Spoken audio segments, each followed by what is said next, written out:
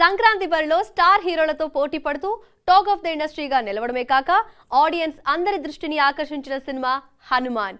Young hero Teja Sajja, talented director Prashanth Varma కాంబోలో జామిరెడ్డి తర్వాత వచ్చిన సూపర్ హీరో ఫిల్మ్ ఇది.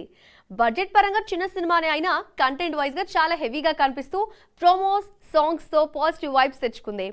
రిలీజ్ ముందు రోజు పెయిడ్ ప్రీమియర్స్ కి వచ్చిన రెస్పాన్స్ చూస్తేనే సినిమా రేంజ్ ఏంటో అర్థం చేసుకోవచ్చు. సౌత్ టు నార్త్ హనుమాన్ చూసిన వాళ్ళు ఏం చెప్తున్నారు ఇప్పుడు చూద్దాం.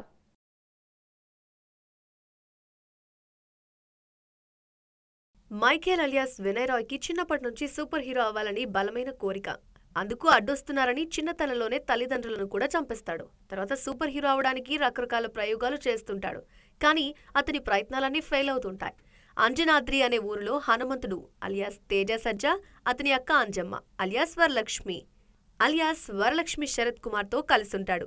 హనుమంతు అల్లరి చిల్లరిగా తిరుగుతూ చిన్న చిన్న దొంగతనాలు చేస్తూ ఉంటాడు.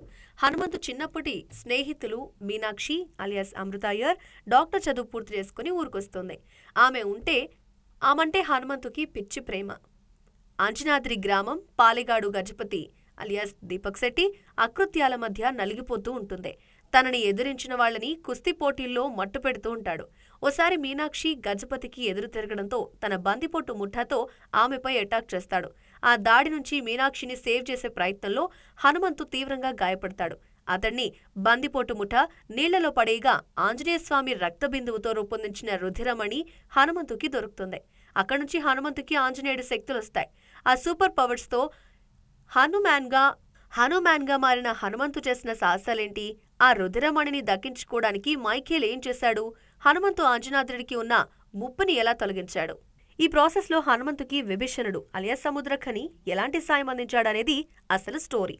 సామాన్యుడికి సూపర్ పవర్స్ వచ్చి సూపర్ హీరో అవడం, వాటి కోసం విలన్ ప్రయత్నాలు, తన వల్ల ప్రాబ్లంలో పడ్డ తన వారిని హీరో ఎలా సేవ్ చేశాడు అనే ధోరణిలోనే సూపర్ హీరో కథలన్నీ సాగుతుంటాయి. అయితే దీన్ని మన ఇతిహాసాలతో ముడిపెట్టి నేటివిటీ మిస్ కాకుండా ఒక విజువల్ వండర్ లాగా తీయడం, అది కూడా తక్కువ బడ్జెట్తో, అంటే ప్రశాంత్ వర్మని అభినందించకుండా ఉండలేం. రాముడికి హనుమంతుడిచ్చిన మాటేమిటి అనే ఒక ఆసక్తికరమైన ప్రశ్నతో సెకండ్ పార్ట్ జై హనుమాన్ కి లేడిచ్చారు. హనుమాన్తో Prashanth Varma cinematic universe create చేసి సరికొత్త ట్రెండ్ కి తెరతీశాడు. హనుమంతు క్యారెక్టర్ లో తేజ సజ్జ పర్ఫార్మెన్స్ ఆకట్టుకుంటుంది. హుషారుగా ఉండే సామాన్య యువకుడిలా సూపర్ పవర్స్ వచ్చాక చేసే హంగామా, అలాగే ఎమోషనల్ సీన్స్ లో చాలా చక్కగా చేశాడు. హీరోయిన్ క్యారెక్టర్ కి ఇంపాక్ట్ ఇవ్వడం బాగుంది. వరలక్ష్మి శరత్ కుమార్, వినయ్ రాయ్ కామెడీ పండించిన సత్య, గెటప్ శ్రీను తదితరుల పాత్రలు అలరిస్తాయి. టెక్నికల్ గా సినిమా హై స్టాండర్డ్స్ లో ఉంది. Visual, songs, background score, graphics అన్ని ఆకట్టుకుంటాయి. ఈ సంక్రాంతికి ఫ్యామిలీ అంతా కలిసి చూసే సినిమా హనుమాన్ అని చెప్పడంలో ఎలాంటి సందేహం లేదు.